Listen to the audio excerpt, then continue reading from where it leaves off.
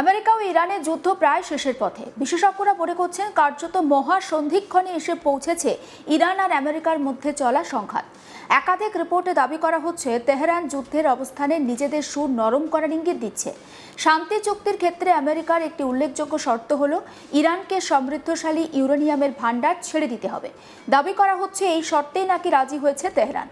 বিশেষজ্ঞদের মতে আমেরিকা ও ইরানের সংঘাত এখন এমন এক জায়গায় এসে পৌঁছেছে যেখান থেকে পরিস্থিতি হয় ভয়াবহ যুদ্ধের দিকে মোড় নিতে পারে, নয়তো বড়সড় শান্তি চুক্তির মাধ্যমে বদলে যেতে পারে গোটা পশ্চিম এশিয়ার রাজনৈতিক সমীকরণ। আর সে কারণেই এই মুহূর্তকে আন্তর্জাতিক কূটনীতির মহাসন্ধিক্ষণ বলে বর্ণনা করা হচ্ছে। সূত্রে খবর, শান্তি চুক্তির বিনিময়ে আমেরিকার সবথেকে বড় শর্ত হলো ইরানকে তাদের সমৃদ্ধ ইউরেনিয়ামের ভান্ডার ছেড়ে দিতে হবে। দীর্ঘদিন ধরে যে ইউরেনিয়াম কর্মসূচিকে কেন্দ্র করে বিশ্বজুড়ে উদ্বেগ তৈরি হয়েছে, সেই কর্মসূচির ওপরেই এবার কড়া নিয়ন্ত্রণ চাইছে ওয়াশিংটন। আর এখানেই সবথেকে বড় মোড়, কারণ একাধিক আন্তর্জাতিক সংবাদ মাধ্যম দাবি করছে তেহরান নাকি এই শর্ত মেনে নেওয়ার দিকেই এগোচ্ছে। যদিও আনুষ্ঠানিকভাবে এখনো কোনো ঘোষণা হয়নি, তবুও কূটনৈতিক মহলে জোর গুঞ্জন ইরান নাকি তাদের ইউরেনিয়াম ভান্ডার আন্তর্জাতিক ব্যবস্থার মাধ্যমে হস্তান্তর করতে প্রাথমিকভাবে সম্মতি দিয়েছে। তবে এই হস্তান্তর কিভাবে হবে, কোন দেশের তত্ত্বাবধানে হবে, কিংবা কোন আন্তর্জাতিক সংস্থা পুরো প্রক্রিয়াটি পরিচালনা করবে তা এখনো স্পষ্ট নয়। আর এ নিয়েই চলছে টানাপোড়েন। এদিকে ডোনাল্ড ট্রাম্প শনিবার বড় দাবি করেছেন। তার কথায় আমেরিকা ও ইরানের মধ্যে একটি চুক্তি এখন প্রায় শেষের পর্যায়ে। ট্রাম্পের বক্তব্য, এই চুক্তি শুধু দুই দেশের সংঘাত কমাবে না, বরং বিশ্বের অন্যতম গুরুত্বপূর্ণ জলপথ হরমুজ প্রণালীও আবার খুলে যেতে পারে। আর সেই হরমুজ প্রণালীর গুরুত্ব ঠিক কতটা তা নতুন করে আর বলার অপেক্ষা রাখে না। বিশ্বের মোট তেল পরিবহনের একটি বিশাল অংশ এই পথ দিয়েই হয়। গত কয়েক মাস ধরে যুদ্ধ পরিস্থিতির কারণে এই প্রণালী কার্যত অচল হয়ে পড়েছিল, আর যার সরাসরি প্রভাব পড়ে আন্তর্জাতিক বাজারে। একের পর এক দেশে বাড়তে থাকে জ্বালানির দাম। ভারতেও পেট্রোল ডিজেলের মূল্য বৃদ্ধি নিয়ে সাধারণ মানুষের মধ্যে চাপ বাড়তে থাকে। ফলে যদি সত্যিই হরমুজ প্রণালী ফের খুলে যায়, তাহলে তা বিশ্ব অর্থনীতির জন্য একটা বিরাট স্বস্তির খবর হবে। কিন্তু এই সম্ভাব্য শান্তির পথ মোটেও সহজ ছিল না, বরং শেষ কয়েক সপ্তাহে পরিস্থিতি একাধিকবার ভয়াবহ আকার নিয়েছিল।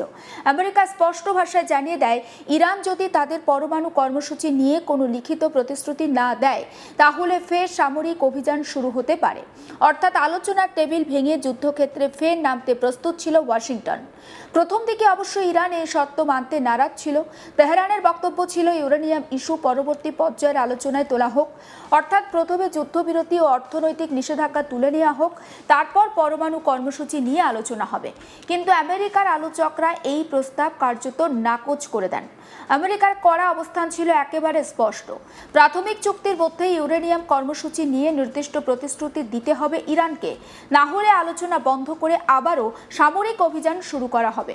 আর সেই চাপের মুখে তেহরান সুর নরম করে অবস্থান পরিবর্তন করতে বাধ্য হয়েছে বলে মনে করছেন বিশ্লেষকরা। আন্তর্জাতিক পরমাণু শক্তি সংস্থা আইআইএ তথ্য আরও উদ্বেগ বাড়াচ্ছে। সংস্থার দাবি, ইরানের কাছে বর্তমানে প্রায় 970 পাউন্ড 60% সমৃদ্ধ ইউরেনিয়াম রয়েছে। বিশেষজ্ঞদের মতে এই মাত্রার ইউরেনিয়াম পারমাণবিক অস্ত্র তৈরির ক্ষেত্রে ভীষণ গুরুত্বপূর্ণ ধাপ, কারণ ইউরেনিয়ামের বিশুদ্ধতার মাত্রা যত বাড়ে তত দ্রুত তা অস্ত্র তৈরির একটা উপযোগী হয়ে ওঠে। আর এ কারণেই আমেরিকা সহ পশ্চিমী দেশগুলির আশঙ্কা, ইরান গোপনে পারমাণবিক অস্ত্র তৈরির পথে এগোচ্ছে কিনা। যদিও তেহরান বারবার বলছে তাদের পরমাণু কর্মসূচি সম্পূর্ণ শান্তিপূর্ণ এবং বিদ্যুৎ উৎপাদন আর গবেষণার জন্য এই প্রকল্প চালানো হচ্ছে, কিন্তু আন্তর্জাতিক মহলে সন্দেহ তো কাটেনি।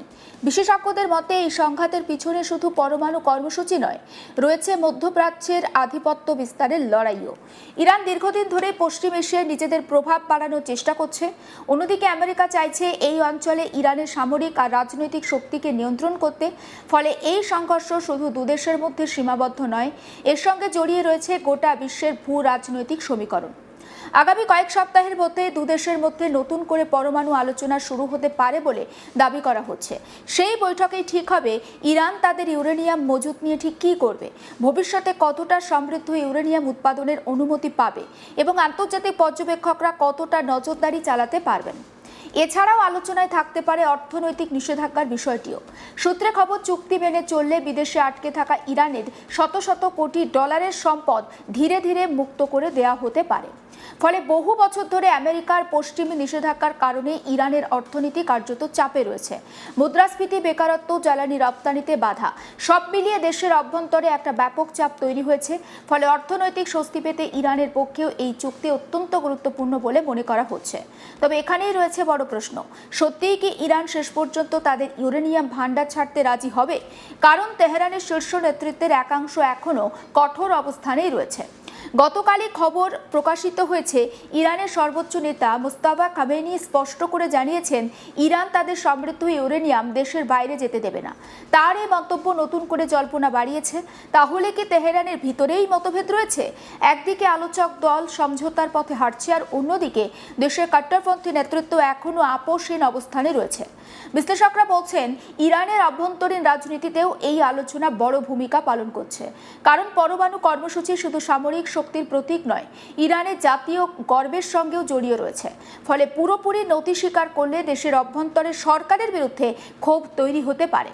আবার অন্যদিকে আমেরিকার দিক থেকেও রাজনৈতিক চাপ কম নয়। ডোনাল্ড ট্রাম্প এই চুক্তিকে নিজের বড় কূটনৈতিক সাফল্য হিসাবে তুলে ধরতে চাইছেন। বিশেষ করে আন্তর্জাতিক মহলে শক্তিশালী নেতৃত্বের বার্তা দিতেই তিনি এই সমঝোতাকে সামনে আনছেন বলে মনে করছেন পর্যটকরা। কিন্তু পরিস্থিতি এখন অত্যন্ত স্পর্শকাতর, কারণ আলোচনায় সামান্য ভাঙনও ফের যুদ্ধ পরিস্থিতি তৈরি করতে পারে।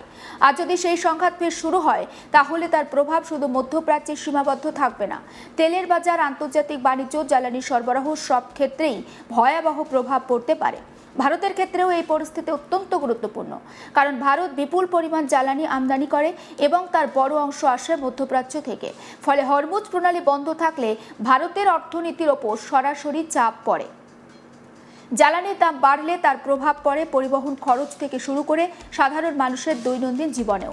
আর এ কারণেই গোটা বিশ্ব এখন তাকিয়ে রয়েছে ওয়াশিংটন ও তেহরানের দিকে। কূটনৈতিক টেবিলে কি শেষ পর্যন্ত সমাধান মিলবে, নাকি আবারও আগুন জ্বলবে মধ্যপ্রাচ্যের আকাশে? যুদ্ধবিমান আপাতত থমকে থাকলেও উত্তেজনা এখনও কাটেনি। ক্ষেপণাস্ত্রের বদলে এখন চলছে কূটনৈতিক ভাষার লড়াই। একদিকে আমেরিকার চাপ, অন্যদিকে ইরানের মর্যাদার প্রশ্ন। আর এই দুইয়ের মাঝখানে দাঁড়িয়ে রয়েছে বিশ্বের শান্তি। এখন দেখার শেষ মুহূর্তে কোন পথে হাঁটে তেহরান। সমঝোতার পথে এগিয়ে গিয়ে কি যুদ্ধ থামাবে ইরান, নাকি কঠোর অবস্থানে অনড় থেকে নতুন করে সংঘর্ষের ঝুঁকি বাড়াবে? উত্তর মিলবে আগামী কয়েক সপ্তাহের মধ্যেই।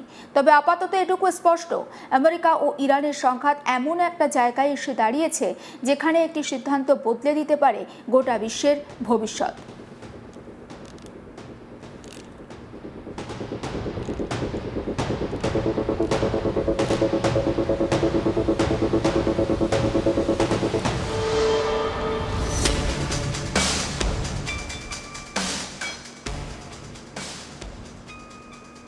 সমস্ত আপডেট পৌঁছে দেবো আপনাদের কাছে। নজর রাখুন আজ তাক বাংলা, সাবস্ক্রাইব করতে ভুলবেন না।